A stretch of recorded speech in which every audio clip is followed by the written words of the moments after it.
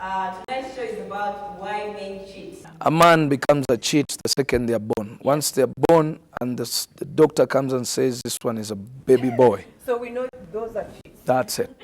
This is such a big question in many women's minds. Men cheat on us. Men treat us without disrespect and without dignity. Men dump us.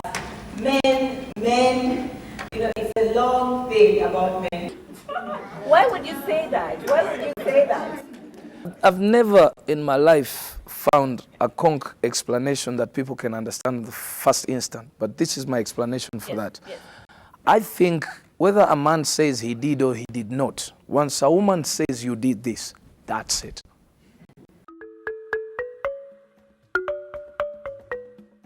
Like I mentioned.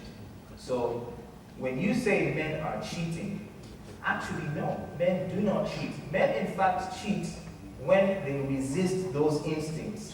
And they are cheating nature. That is the They are cheating themselves. However, I agree to a large extent with what Faboy has said. But what he has explained, eloquently so, is why men's triggers are so off. He has not explained why men decide to. It's one thing to be aroused. It's another thing to take a step. That's true. Naturally, genetically, instinctively, man is looking to propagate his genes. He's getting excited by the hunt, and the kill is lowering. It's the hunt that is exciting. So Hillary. So therefore, there must be reason to stop a man from cheating. So what I'm saying, in other words, a man who does not cheat makes effort not to. Okay. Right. A woman who cheats makes effort too, because it is not natural to her to cheat. It is natural to a man to cheat. Now, That's why women say men cheat, because you can't find a man who will say men cheat. Because men know what they go through. To actually be with a woman, if I came to your office and we smiled and then all of a sudden the conversation went well, we had a drink, it's cheating. just show me a picture of a naked woman and you'll see me putting my hand in my pocket without even me thinking about it. okay, that's Do you understand? for you, but what you... For most yes, but, healthy men. but what I you... think Hillary, please tell us something about this. Yeah, I'm shifting in my chair, because one thing maybe ladies must know is that it's wrong to judge men by your own standards. Because Fat Boy is right when he talks of that evolution psychologists actually talk of the instinct. If you look behind at the man in a cave, the man in a cave was a hunter. The woman stayed behind to make sure the cave was safe and the offspring were safe. The man had to protect and provide. So, to do that, and the wild was very dangerous. There were wild animals, dangerous herbs and trees and all that. For him to do that, he had to develop an instinct to brave the wild for the sake of the inhabitants of the cave. So, the instinct, he talked of instinct. Instinct is very important. It made man hunt, get excited by the hunt. A moving animal, you chase the animal, you kill it. But after killing the animal, the man lost interest. Always had to be excited by the hunt. Even up to now, you're talking, she's talking about the motivation, the social order. Look at social order. What are you talking about social order when society understands when I cheat and condemns my wife when she cheats? Is that social order? That's an interesting thing, because right now you're dealing with a complex of social order changing, of perceptions coming in. But Hillary, this is where I start to disagree with a lot of things. You're talking about the instinct of a man to propagate his seed. I totally agree. But what's also interesting about that caveman is that he developed a certain thing called the social unit. For the need to protect this unit, he had to actually close it up, close ranks. And close ranks later on developed into marriage. Until you interrupted me, I was coming to that. I will jump it then, but come to what you want to know. What you're talking of me knowing that it's bad, self-control and what? It's talking about the motivation. We are now civilized in quotes, and we know that cheating is bad or it hurts some other people. So, it is like the vehicle is in drive, so I must make all effort to stop it. I've come to accept the word cheating, but the actual sense, Yes. I don't believe in that, because for a man to cheat, he really needs to fall in love with the other woman. Baby Cool is a man in love. I know this for sure. So I'm really tempted to ask you this. What are some of the attributes you like about Zuena? She's beautiful, by the way. Well, I think for her as a woman, the first thing that, of course, was striking was her beauty. The day I met her. She is beautiful. You agree? The next thing I liked about her was she had respect for me. Yeah. And she respected herself when I met her. So it was easy. I don't know how it happened, but it was easy for her to not to move out with any rich man, but to move out with me. The trick behind was if she wasn't respecting people, she wouldn't have known me, because I was very rowdy, you know, but in my career as designed, though people, you know, people will always say, you know, those guys do drugs, those guys are here, those guys are there, you know, spoiled, gone cases. Here we don't say that. Now, but you don't want to know then. Anyway, Okay. So I think I liked her personality also, and the fact that she was the first woman in my life who showed me that, you know, a man like you can be loved. Oh. Aren't you excited? You know, he came to my office. Seeing him this vulnerable, I was in shock. I didn't expect this from him. I didn't even know what to expect, but that is really nice. It's a blessing from God. But you said something about intelligence too. Yeah, she's a very intelligent woman, because, you know, it's not the hardest thing to do ever is to get married to a musician. It's the hardest thing. I do understand. That's why I'm not even pushing her to come back, because I know she's got to live with this for the rest of her life. You wake up in the morning, every second of your life, there's a girl who's going to send you a message, say, I love your music, or I love the way you look. So what are you going to do? I know, yeah. And that's just a fun. Yeah. But of course, with fans, you can never put limits, okay? You must be. And she wakes up in the morning, she sees other women settled. Of course, they're not settled, because the only difference between her and them is they're not famous. Many people here have problems in their relationships, yes, marriages, and blah, blah, blah. The only reason why I'm in this position with her is because we're famous. But the actual point would be the strength to accept that, yes, I have a feeling these guys are wrong, but I think I can handle giving him 2 kids or even more, and then I can handle, you know, maybe she can't handle competition, because if there was a real girl there, but you know. This is serious.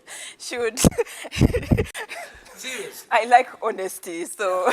But she's a perfect housewife.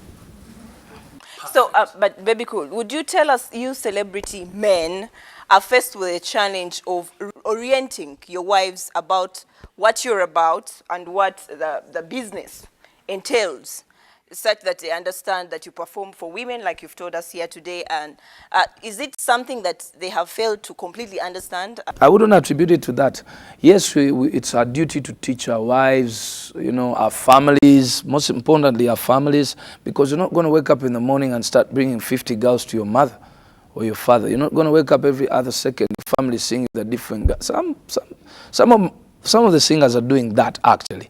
But on my side, the point is, why people are so surprised, this couple, and then all of a sudden we split.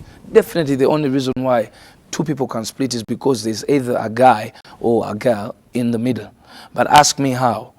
It's because you won't find out until when I say, that's all full due respect. So you teach your wife slowly as a singer. Don't pump a lot onto her. Because if you pump a lot onto her, she'll get scared. Within a short time, she'll say, you know what, I'd rather a teacher.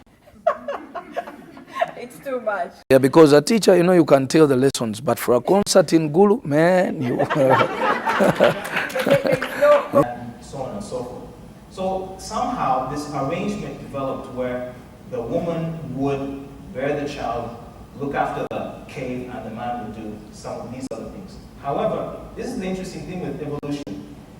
Even if the psychological and social aspects of how you relate with your community changes, it doesn't mean your instincts disappear. So while we recognize that society is kept most stable when I am confined to a single family unit, I haven't gotten rid of that instinct. I can't. It's encoded.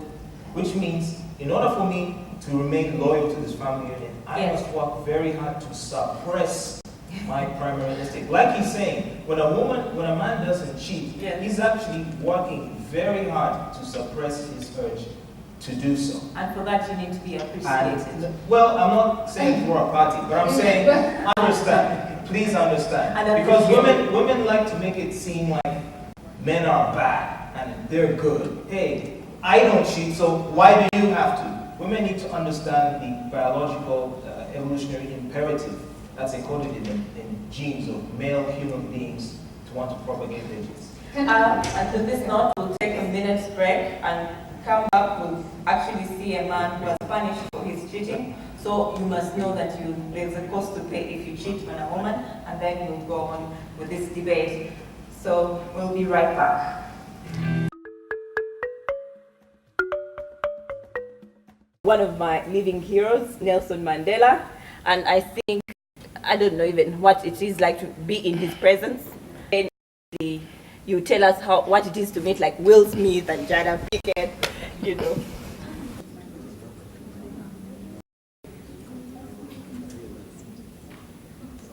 Who is?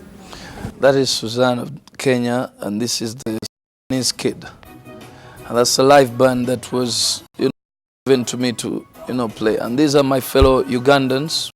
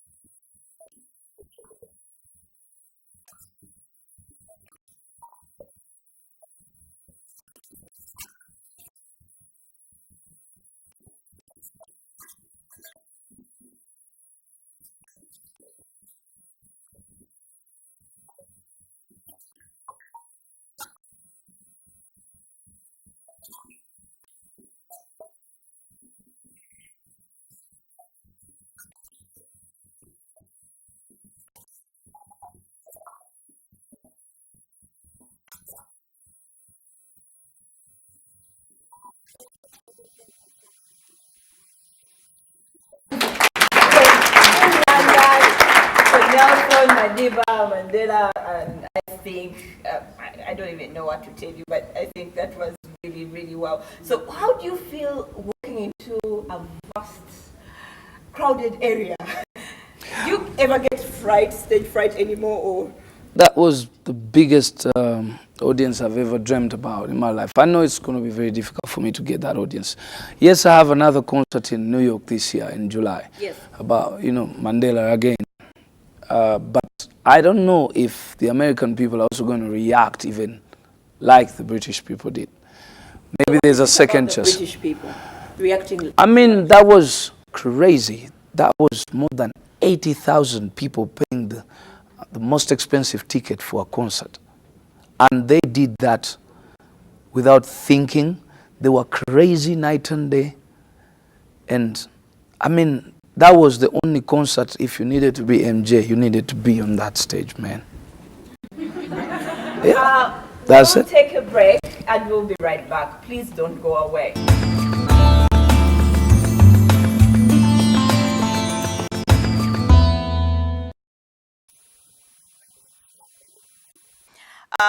But what it is like to be in the presence of Nelson Mandela?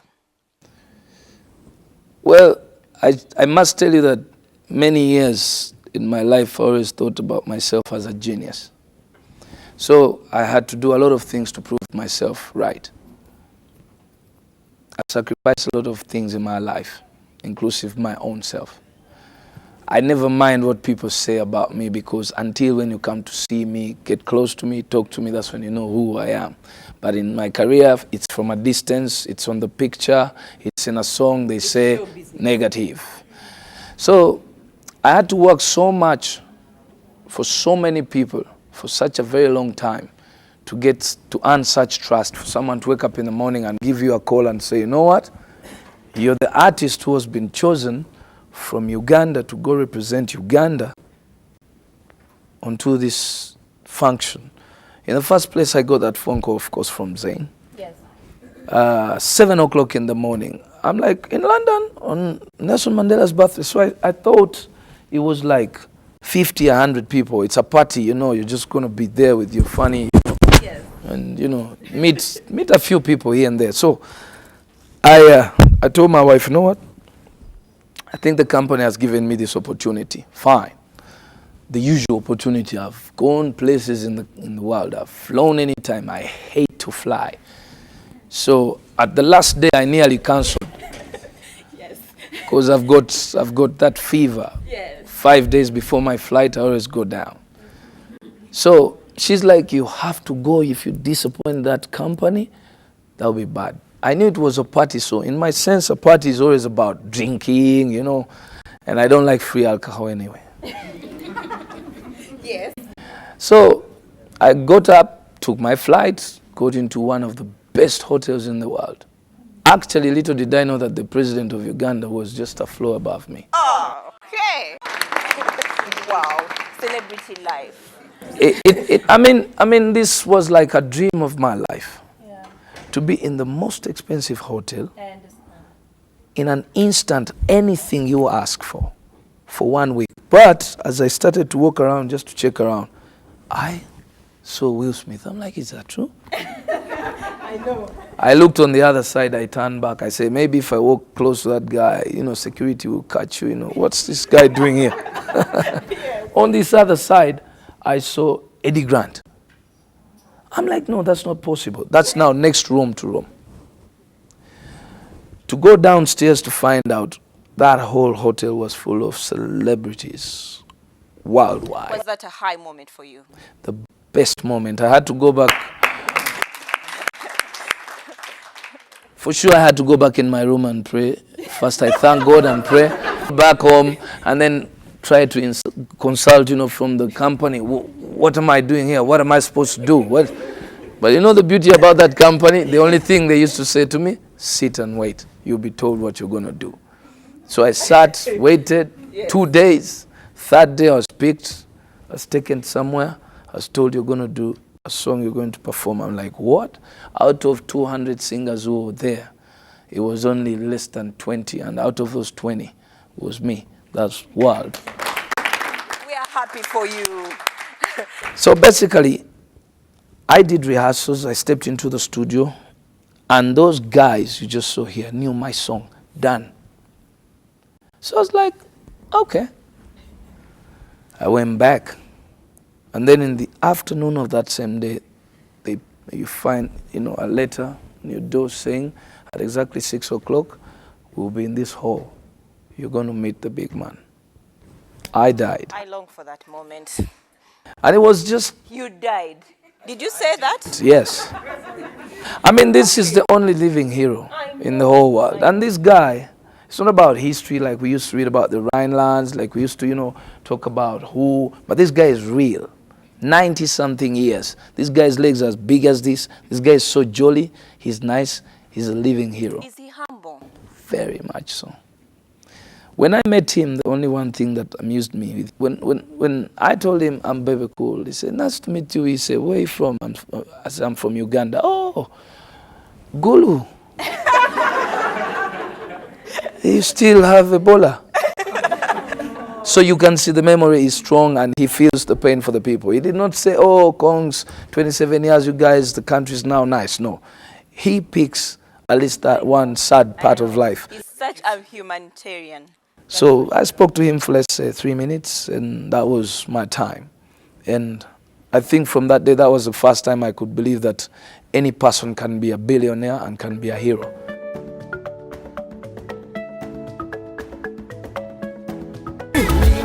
You